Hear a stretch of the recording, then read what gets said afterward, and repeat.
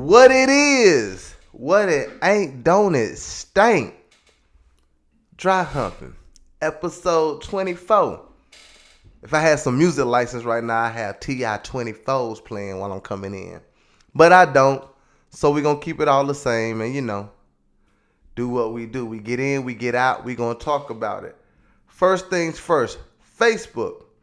Facebook strategically and knowingly gave posts that receive anger, a bunch of anger emojis, a whole lot more play and love on their platform. They put those posts at the top so more people could respond to them. They did that because this drummed up some sort of reaction. That reaction obviously is anger, and they felt like anger is what kept people coming back to the platform. First and foremost, no shit. I remember when Facebook first started putting statuses up and letting people respond to statuses. And it became people's own little personal reality show via keyboard. Then all of a sudden you start letting people go live. It became worse, and add that in with you could just now copy and paste stuff from the internet and bring it to your Facebook. And yes, it became a bit of a shit show for anger. We can't be surprised by that. I'm going to tell you right now who's not upset about learning this. Most Americans. Most Americans already knew this. Most Americans already knew that if I put something on Facebook and it pisses you off, you're going to come respond to it. I want to see what you say, and we're going to have a back and forth. It was professional wrestling or boxing via keyboard. Furthermore, it's America, baby. It's American. You're telling me that Facebook did something that was possibly detrimental to Americans, possibly detrimental to their users, all in an attempt to bring more people to their platform so they could sell that information and make more money? What? That's American. You think McDonald's doesn't know that, hey, it costs us a whole lot less money to sell you a bunch of shit that grows out the ground, peppers, onions, lettuce, throw a little bit of vinaigrette on that, and some tomatoes and call it a salad. It costs McDonald's a whole lot less money to make you a salad than it does to slather a whole bunch of mayonnaise on a bun and throw that same fried chicken breast on it and call it a sandwich. But one costs $9 and one costs $1.30. McDonald's gets that this is a healthier option, but if you want the healthier option, you got to pay more for it. That's America. We all understand that clean air, not using fossil fuels, less gas, less oil will make the air quality better. People will live longer. But the people in the fossil fuel industry knows that will hurt their bottom line.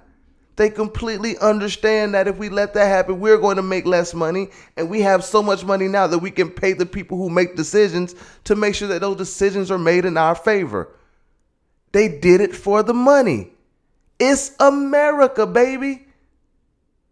They're not pharmacies lined up and down every street in every town and city in America because we want people to be healthier. No, it's because we know that America, by virtue of this country, makes people sicker. If you look at the back of a food label in America and see all the shit that's in it, and then go look at the back of a food label in Europe, 45-50% of the shit that we put in our food here is illegal across the pond. Companies know that, but the shelf life of this food is going to be longer. It's packed full of bullshit, but that's not our problem. You're going to eat it. We can make a whole lot more of it for cheaper. We get more money. We're not going to sit here and pretend like Facebook is the only company who fucks over the people that they serve for money, because they're not. We're not going to pretend like people do not embrace anger and drama in this country, because we do. Damn it, we've put the man in office, the office of president, who sat on TV, pointed fingers, and fired people. We made him the president, for God's sake. So this country's okay with anger. We're okay with bullshit. We don't have the government set up to do anything about it because the cycles go through so fast. Facebook doesn't have to appease anybody because we're about to elect new people in the Senate and the House of Representatives in 2 years. In a year now. So they don't have to fix anything. No one's going to ever run on the platform and we're going to reform Facebook because you get laughed off a stage. We have real problems that we're never going to fix here in America.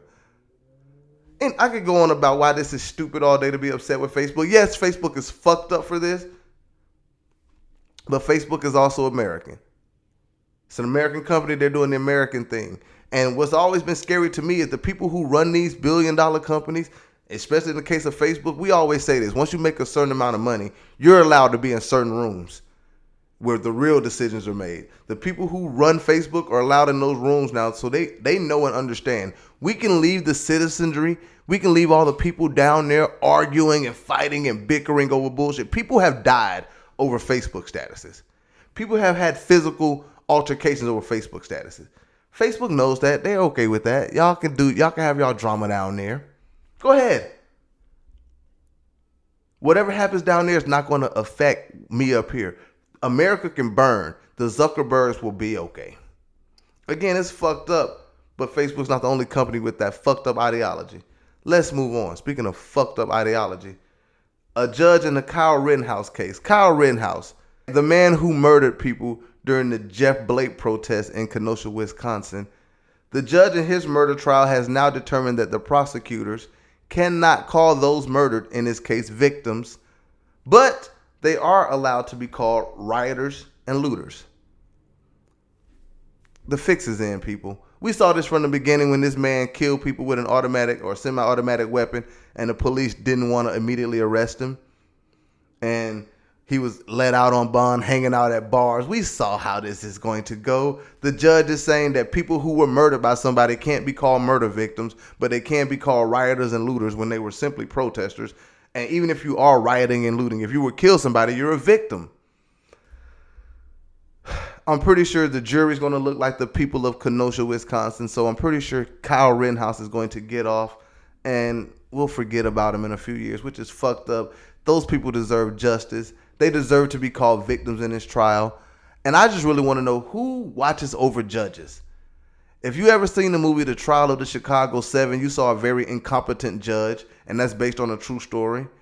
And no one was there to do anything about this judge and his incompetency during the trial. This judgment, this verdict, this ruling screams incompetence. It screams that you don't even give a fuck about hiding your agenda. And if justice is supposed to be blind, then whoever this judge is, you're not serving justice here. Anyway, let's move on. Donald Trump Jr.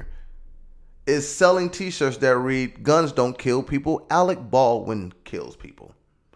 We all know now, Alec Baldwin accidentally discharged a gun on the set of Rust. That gun killed director of cinematography, Miss Helena Hutchins, and injured Joel Souza.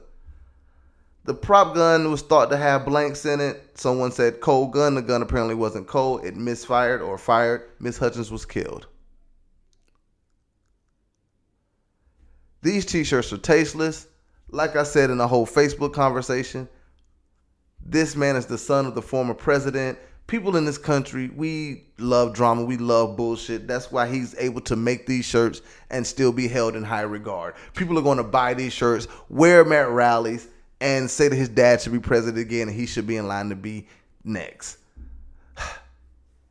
Maybe we can blame Facebook for some of that, but I honestly think that they have found a way to highlight the worst in people and profit off of it. This is sad. I hope that someone does something about these shirts. And the Trumps just did something else that's a little bit tasteless. We're not surprised. Let's move on. I know you guys have to remember a few episodes ago, we talked about the slap a teacher challenge and how that was problematic and how that was stupid and how if you would have slapped some teachers I went to school with, Coach English would have beat the shit out of you right there and there on the spot. Well, Miss Lariana Jackson, an 18-year-old student in St. Tammany Parish, Louisiana.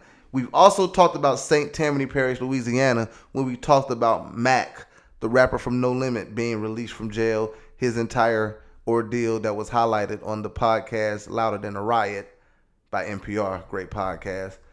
If you know anything about St. Tammany Parishes, they have a history of just being kind of sort of racist when it comes to their judicial system and how they deal with black people. So the rest of the story should not be a surprise. Lorena Jackson, an 18-year-old student, is now facing felony assault charges after punching a 64-year-old disabled teacher and recording it for the viral TikTok challenge. There's not a lot to say here. There's not a lot to break down here. That was stupid. You assaulted someone. If this is true, and apparently it's on video, if this is true, then you should face charges. And because you're in St. Tammany Parish, they're going to throw the book at you.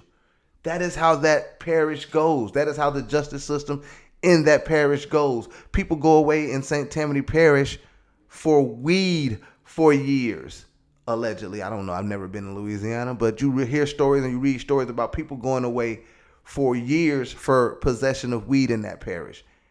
You're a young black girl who punched a 64-year-old disabled teacher and apparently repeatedly punched her. They're going to throw the book at you. Good luck to you. I hope and pray for a speedy recovery for the teacher. I hope that you don't have to serve a punishment longer than necessary for you to learn your lesson. And let's move on. We spoke last week about Striketober and how a bunch of Americans are going on strike. 4.3 Americans quit their job in August. Most of these people worked in retail and restaurants. We keep saying that people are tired of low-wage work. I think a lot of employers kind of have this idea of we're going to wait people out. We're going to wait till these unemployment benefits run out, and then people will come back to us and work for low wages. And people are finding too many hustles out here. The internet is offering hustles. People are just hustling. And coming and spending 6 hours a day somewhere where at the end of the day you made $75 is not going to be worth it to a lot of people. So people aren't doing it. So this is not surprising. The minimum wage needs to go up. Wages across the board in America just need to go up. And when wages go up, the cost of living should not also skyrocket, because the cost of living has been steadily climbing and wages have been stagnant. So let's let wages keep up with how much the living wage is, and people will go back to work. People will go back to work if they could go to work and then have a quality of life outside of their job. But you guys in America, people in America who run these companies, are so hell-bent on keeping the system of employment enslavement in place, where you are a slave to your job, and people are fed up, people are tired of it, and people, I feel you. Let's move on. Dads on duty. We spoke about the young lady in Louisiana who punched a teacher and is now facing charges. We have to talk about this story to end it out today. Dads on duty. Apparently there was a high school in Louisiana that was having a problem with fights. A lot of fights happening at the school. People were getting arrested. People was cutting class. So a few dads got together and said, we're going to come start hanging out the high school and helping out with this problem. It's called it Dads on Duty. They just walk around the school, make sure people are in class, make sure no fights are breaking out, conflict resolution, all of this stuff. And apparently it's having such a positive impact. Grades are going up. Class attendance is going up. And I'm just here to say kudos to these men. Kudos to these men. People love to highlight when black dads do bad. Let's highlight some black dads doing good. Kudos to you guys. I would like to see Dads on Duty expand throughout the nation. Let's do it all over America. Damn it, I want to go dad up a child now. JK. No, mama, I'm just kidding. But this is dope. This is dope, and I would like to see it continue. We need to reinvest time, resources, and everything into education. And we need to let these kids know that education is still important. And if not for no other reason, because we got to do some with y'all asses from 8 a.m. to 3 p.m. All right, man, that's it. I'm getting out of here. I'm making bad jokes. As always, this has been therapeutic for me. I hope you got something out of it as well. Like last week, I got a tea time, so gotta get on out of here. We will see you guys next week. Up until then, as always, have fun.